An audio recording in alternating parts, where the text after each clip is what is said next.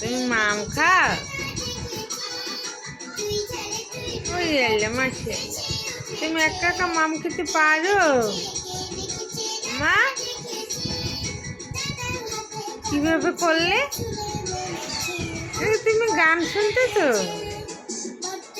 হ্যাঁ, ছড়া গান। আম্মু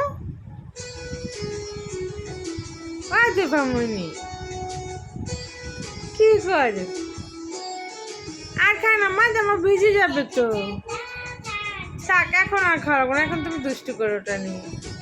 দাও মামাকে দিয়ে দাও, দাও দাও মামার কাছে দাও, দাও দাও দাও। তুমি খাচ্ছ মাসে? দাও। ওরে বাবা, এতে তো ভিজে যাবে না তুমি? মা